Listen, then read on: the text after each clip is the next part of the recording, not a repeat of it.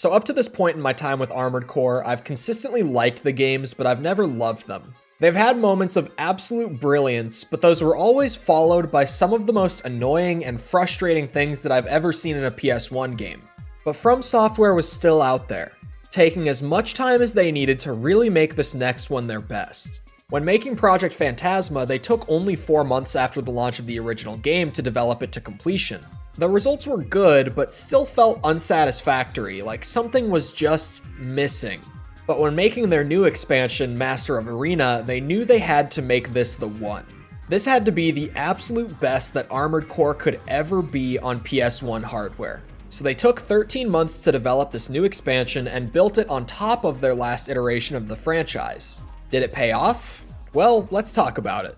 Armored Core Master of Arena is a standalone expansion to the original Armored Core, and it is the third and final Armored Core game released on Sony's PlayStation. I've done videos on the first 2 games already, and this video is a part of a series where I'm playing through the Armored Core franchise for the first time. So while you don't have to have seen those videos to enjoy this one, you might be missing some context in regards to how my personal experience has been up to this point, so I'll have those videos linked in the description down below if you want to check those out first. But starting up a new save and loading into the menu, everything from the previous 2 games is still here. So I went to do exactly what I did when playing Project Phantasma and make some early cash from the arena, only to find that the arena is locked to me for the time being. This is because in Master of Arena, pilots will need to obtain an arena license from a sponsor to compete. So I actually had to start the story campaign right away. While at first I was a little disappointed, I think that this is actually a very positive change that better maintains the early game economy and balance. And the best way to introduce you to this game's story is to just play you this scene from the opening mission. Oh no! A raven! I'm no match for one of them! Don't shoot me! I'm leaving now! What? Another one? Nineball? What's a top-ranked arena AC doing here? I heard you've been looking for me. I don't care who you are. No one can defeat me.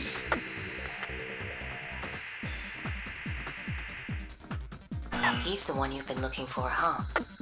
Here it's revealed that Nineball is back, and that our player character has been looking to get revenge on him for some unspecified reason. This acts as the basis for the entire story of Master of Arena. Our character is trying to gain access to the arena and rise in the ranks all the way to the top in order to get revenge on Nineball. Something I was completely on board with since I ended up running away from Nineball at the end of the game, admitting defeat to him.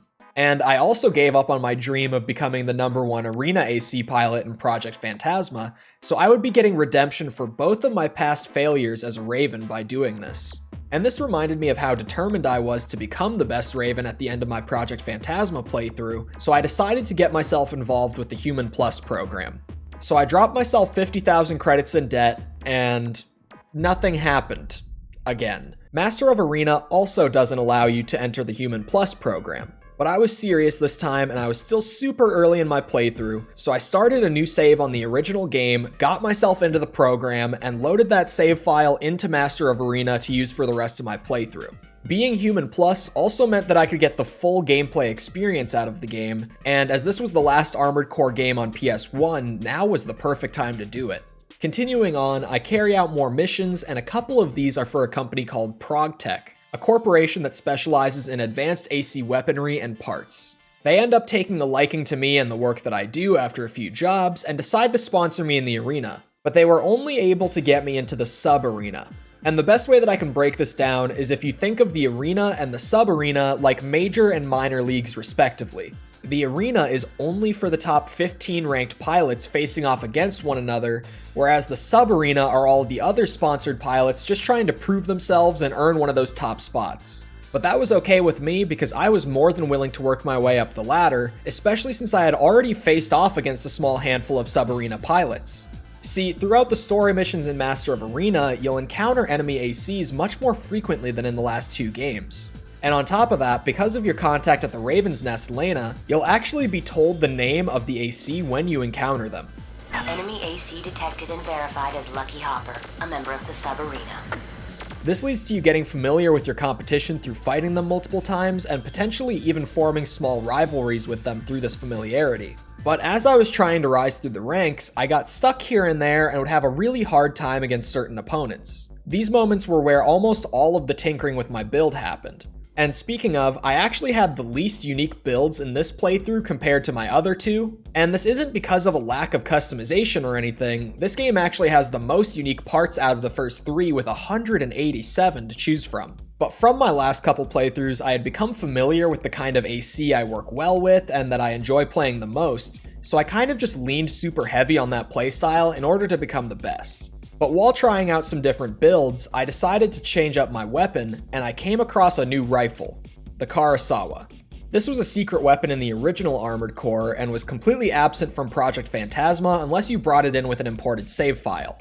And someone explained to me why nobody in the comments of my last 2 videos ever told me about this thing. This weapon is incredibly overpowered. It's heavy, meaning it's a little harder to work into a middleweight biped build like mine, but once you get all the numbers and parts figured out to be compatible with it, the damage this thing dishes out is just ludicrous. This was the final piece of what I see as my perfect AC, and the first one that I want to specifically spotlight in a video, AC Rebel. The name actually comes from a UI bug that I had on my save file during my playthrough, where no matter what I would name my AC in the garage, in the arena UI, it would always just display the name as Rebel.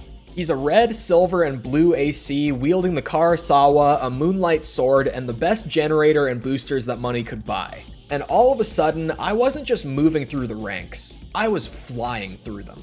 One opponent after another, I would defeat them on the first try.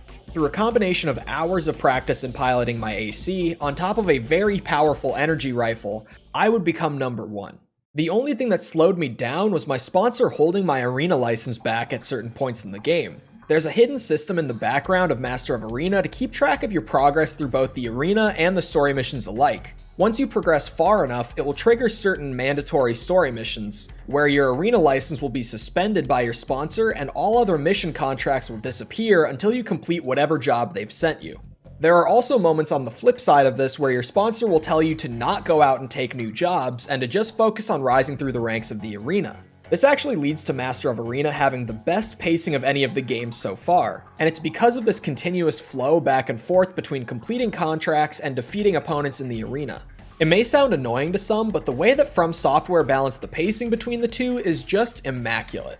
And at one point, I had just broken into the top 10 pilots in the arena, but my sponsor held back my license and told me that they needed help with an emergency at one of their facilities. I went to help out, and the mission was playing out pretty normally, until this happened. Enemy unit detected near Gate 4. Destroy it immediately. Why are you? This is the first time you will actually fight Nineball in the story, and it's the first of many. In the third act of this game, you will have encounter after encounter with Nineball, and the rising tension and the building rivalry absolutely carries you throughout the last set of missions in the last 10 ranks of the arena. That's what this was all about from the beginning after all, earning the chance to challenge Nineball. But those last 10 pilots can be pretty tricky. Even with my new skills and build, I still had some incredibly close matches against a lot of them, and even a couple draws where we both landed the killing blow at the same time, which I didn't even know was possible in these games. And if there's one problem that I have with the arena in this game, it's a specific stage that the player can select called the garage. It's an enclosed parking garage with low ceilings that the two ACs can have a close quarters brawl to the death in. The problem comes from the fact that all of your arena opponents have unique behavior to their AI, and some of these pilots will try to fly or jump around frequently to disrupt your targeting. When facing one of these opponents, if the player is struggling, they can take them to the garage and completely negate their opponent's vertical advantage, making the fight mind-numbingly easy by comparison. And I'm not going to act like I didn't abuse this a couple times, because of course I did, but I really wish that I was forced to improve at the game and learn how to play around my opponents, rather than just bringing them here and fighting them while they have one hand tied behind their back. But eventually, I got all the way up to the second place on the rankings. Then I got an email telling me to go to an abandoned factory to face off against Nineball off the record. I went there, was immediately greeted by the Red Menace, and destroyed him. And then it was quiet. I continued to explore the facility, and eventually, Hustler 1, the artificial intelligence that controls the Nineball ACs, started speaking to me. The corporation, the ACs, the Raven's Nest. All of these were formed by me. for the sole purpose of recreating the world and humankind with it. That's the duty to which I've been entrusted. And then I entered a room to be greeted with 2 9-balls at once. Those who wield too much power, those who only bring chaos, they are simply not part of the program. This scared the shit out of me when I saw it, but I fought hard and I actually beat them first try. But then again, it was just quiet. So I continued on, and then I was greeted by this. Modifying program, final level. All system checks are complete. Combat mode is now engaged. Target verified, commencing hostilities. This is 9-ball Seraph, a massively buffed up version of the 9-ball AC that handed my ass to me with incredible speed. And this was when I had another one of those aha moments as a FromSoft fan. The running joke about Elden Ring bosses with their second health bars after you think you've finally beaten them, this was exactly that. Except 9-ball Seraph was even more, a 3rd health bar. And after multiple attempts, I finally beat him.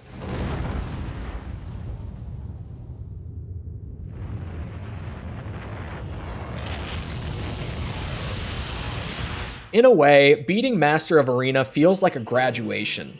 I've been completely clear about where I struggled with these games so far throughout these videos, and Master of Arena is a game that is constructed in such a way that you can't progress, much less beat the game, without really taking the time to learn and improve at the core combat of it. It feels like I overcame every challenge that I had from the past 2 entries, both defeating 9-ball and becoming the #1 arena pilot there is. It has a feeling that neither of the past games had for me, a sense of completion. Overall, I'm going to give Armored Core Master of Arena a 7.1. The core game is still held back and limited by the capabilities of the PS1, but to me, this really feels like it's the absolute best it could be on that system. But what do you guys think? Those of you that have played the game, those of you learning about it for the first time through this video, let me know in the comments below. And if you enjoyed the video, feel free to go ahead and leave a like, a comment, a subscription, anything to let me and the algorithm know that you did enjoy. It helps me out a lot, so I'd really appreciate it. And if you enjoyed this video, then you'd probably enjoy my other Armored Core videos, so I'll have them linked right here on screen.